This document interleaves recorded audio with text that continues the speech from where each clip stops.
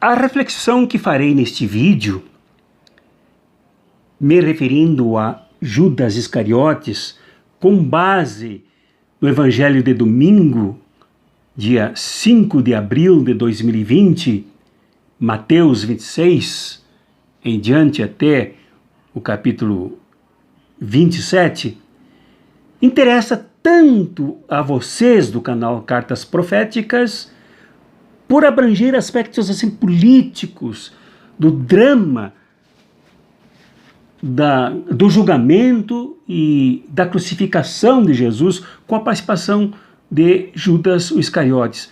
Como interessa também a vocês aqui do canal Espiritualidade Revolucionária, por tratar exatamente de Jesus, com base no Evangelho, numa reflexão séria, com pesquisa, com análise que nos fortalece, que nos abençoa, que nos firma ao seguirmos Jesus na missão dele de realizar o reino que ele veio dar. Então, neste vídeo eu trato de Judas como um verdadeiro arquétipo importante que diz respeito não só à comunidade de Mateus, a Jesus, ao movimento cristão primitivo e de todos os tempos, como diz civilmente a cada um de nós, principalmente no Brasil, com a crise que nós vivemos. E aí abordarei 3 pontos. O primeiro, a origem de Judas Iscariotes. O segundo, Judas como traidor. E a terceira, como traidor, Judas precisava de duas, como se fosse uma ponte, de 2 cabeceiras. Uma é a do grupo de discípulos de Jesus e a outra nós veremos aqui que é da instituição dominante.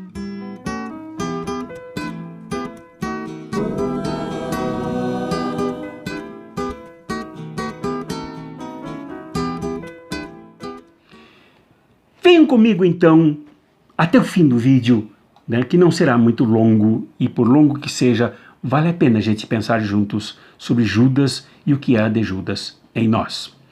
Primeiro, sobre a origem de Judas Iscariotes.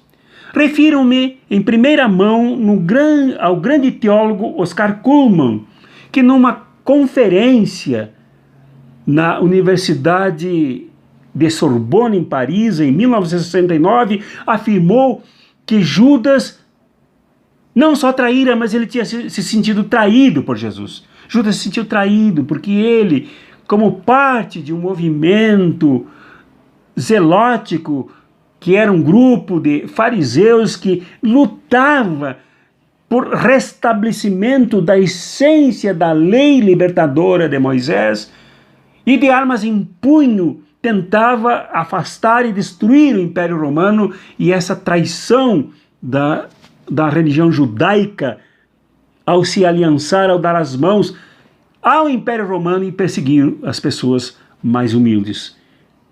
Judas era, para Cullmann, um combatente, um revolucionário, que queria de Jesus mais ofensividade, mais liderança, que Jesus usasse o seu carisma na relação com o povo, com os pobres, no reconhecimento de uma outra posição que não a dominante, por parte da própria elite dominante da Palestina.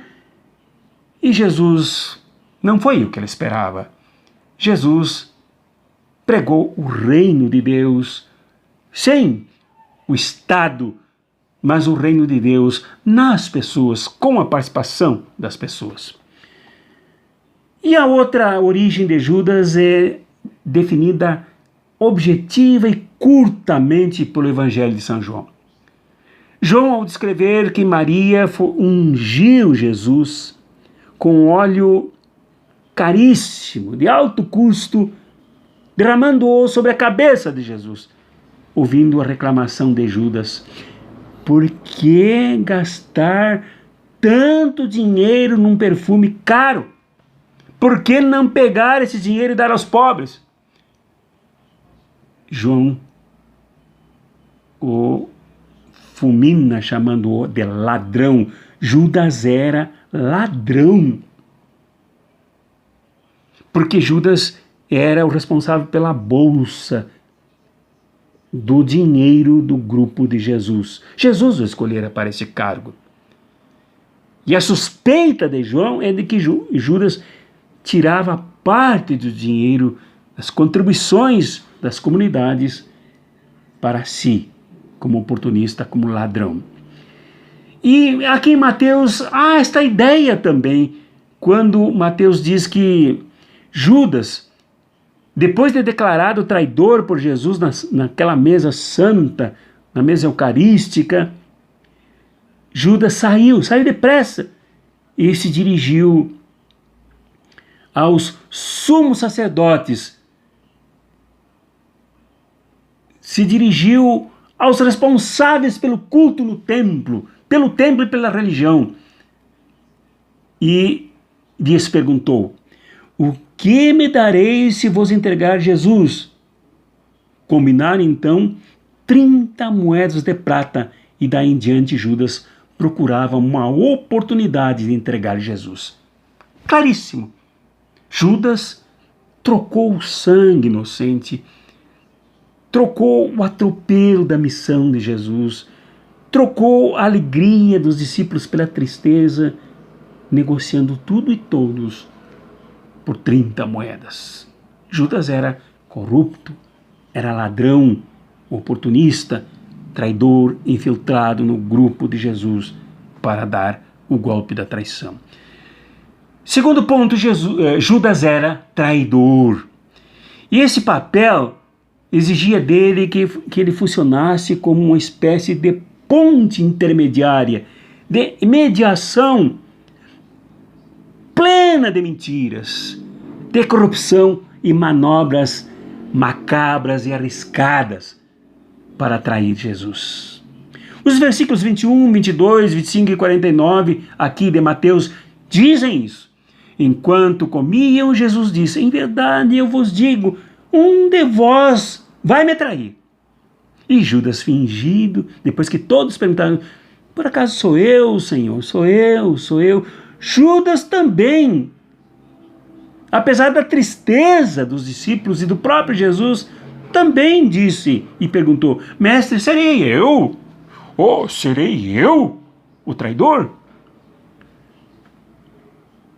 E a outra passagem, outro versículo 49, quando lá no jardim do Getsemane já, Judas, em combinação com os que o prendiam, com os que o capturariam, se aproximou de Jesus dizendo: salve, mestre, e o beijou. Gesto combinado com aqueles que o prenderiam, que prenderiam Jesus. Então Judas era um traidor sórdido, cruel, com passos previstos, com tática organizada para desempenhar o seu papel de traidor. Sem se importar com a tristeza dos companheiros, e da mesma tristeza, ou a tristeza mais profunda que se abateu sobre o próprio Jesus, quando Jesus o identificou como traidor. Ele não se importou em tingir a traição com o sangue do inocente. Ele não se importou em tentar assassinar o sonho de Jesus e dos discípulos. Sonho confuso por parte dos discípulos, mas um sonho. Um sonho que empenhou dedicação, que empenhou largar tudo para seguir Jesus. Ele não se importou com a tristeza daqueles que se sentiram tremendamente frustrados, deprimidos e doentes com as consequências da traição. O traidor não se importa com as manifestações humanas das consequências da sua traição. Ele trai. Ele trai em troca de negócios. Ele trai em troca de moedas. Ele trai em troca de prestígio. Ele trai em troca de riquezas. O traidor se interessa simplesmente por ganhar vantagens ganhando dinheiro objetivamente. Seu interesse é economicista. Nem que tenha que fazer pacto com os piores bandidos criminosos que estão do outro lado da ponte dele. E terceiro e último ponto, o traidor precisa desse outro lado da ponte, que não é composto por gente trigo limpo, por gente decente. Os que compunham o outro lado da ponte eram traidores que também desejavam que Jesus fosse entregue. E contavam com um traidor do grupo deles, Jesus. Por isso contaram com um dos 12. Por isso aceitaram a negociata proposta por Judas. Eles eram, sobretudo, os traidores em essência que alimentavam no Judas a sua ânsia por ganhar em troca da traição. Tanto que quando Judas viu lá no jardim do Getsemane já, que Jesus realmente tinha sido capturado, preso, acompanhado por porretes, pedras, cacetetes, armamento pesado, tanto que Jesus se queixou, mas eu estive tempo inteiro no templo com vocês, passei pelas ruas e vocês não me prenderam, agora vem me prender aqui, esta hora da noite, como um perigoso. Judas não se importou com isso. Judas simplesmente se juntou com esta gente suja, esta gente predisposta a tudo para eliminar Jesus e a causa que o determinava. E tanto é verdade isso, que quando Judas se arrependeu e foi lá ao templo se encontrar com o sumo sacerdote e os outros sacerdotes todos traidores, se queixar que ele tinha entregado o sangue do inocente e que estava disposto a devolver as moedas, ele ouviu dos traidores desta bancada suja, desta barranca suja da sua própria ponte, que o problema é teu. Então Judas jogou as moedas no santuário, né? O santuário, o templo, que servia nesse momento de espaço para a traição, para o derramamento do sangue de Jesus. Saiu e foi se enforcar. Então a ação do traidor no sustentar a traição, nutrir a traição na bancada dos traidores, na outra cabeceira da ponte que sustenta a traição, é sempre trágica. É sempre dramaticamente suicida, como Judas acabou se suicidando com um tremendo remorso. Ele que poderia ser um apóstolo de Jesus, se suicidou. Para concluir, é bom que a gente diga que Judas era culto, era bem preparado, fazia parte de um grupo que estudava, que se formava, mas extremamente perdido. Um esquerdalha, um infantil no uso da tática e na falta de conhecimento seguro de uma estratégia de luta. E de fé também. Por isso ele se perdeu.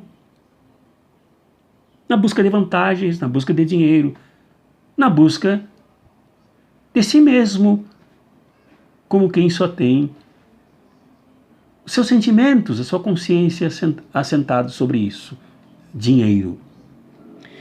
Esse papel de Judas acho que nos fala muito hoje, no Brasil, no mundo, mas principalmente no Brasil. Aqui no Brasil nós temos uma coisa que a sociologia burguesa chama de classe média. A economia burguesa também classifica um grupo intermediário entre os poderosos, os grandes magnatas, os oligarcas, os donos do mercado e os trabalhadores, o povo, a sociedade. E esse grupo que está aí no meio se chama classe média, média meio. Porta-voz dos dominadores, dos que matam, dos que estrangulam através do salário miserável, do que estrangulam os direitos, do que massacram as pessoas. Esta falsa classe média aqui tem mais a função de servir de ponte para os crimes dos que dominam do que ser realmente uma classe. Tem muito de Judas. Tem muito do projeto escariótico de Judas. Vacilante, perversa, conotativamente fascista, farisaica, hipócrita. Então nós precisamos nos examinar também quanto a que quantidade de Judas nós incorporamos nos nossos pensamentos, no nosso comportamento, nas nossas ações, nas nossas atitudes, nas nossas análises, no andarmos com quem. Judas é muito mais significativo como protótipo, como símbolo, como arquétipo do que nós imaginamos. Judas está muito mais presente e ativo na nossa cultura, na nossa sociedade, em nós, do que nós conseguimos nos dar conta. Até que ponto, meu irmão, minha irmã, tu segues mais Judas do que o Jesus do Sermão do Monte, do que o Jesus do reino da justiça, do que o Jesus que liberta da miséria, da pobreza, do pecado, da quebra da aliança com Deus? Até que ponto? Ou até que ponto tu estás mais para o lado de Jesus do que para o lado de Judas? Judas que está mais para o lado da traição e da traição que está a serviço daqueles que sempre destroem, matam, mentem, como eu comentarei num outro vídeo. Muitas das igrejas, muitos dos pastores, não todos nem todas, muitos dos padres, nem todos e nem todas as igrejas católicas, estão a serviço de um projeto de traição, como o de Judas. Falam em Jesus o tempo inteiro, mas traem a causa dele. Falam dos pobres o tempo inteiro e roubam dos pobres, não lhes dando o direito de ungirem Jesus, seguindo-o como Maria o fez. Maria que ungiu Jesus com óleo caro. Então, em todas as partes nós temos Judas agindo, até mesmo onde não deveria ser, como por exemplo entre os cristãos e as cristãs. Pensemos nisso e nos libertemos de Judas. Deus esteja contigo. Ele está no meio de nós. Em nome do Pai, do Filho e do Espírito Santo. Amém.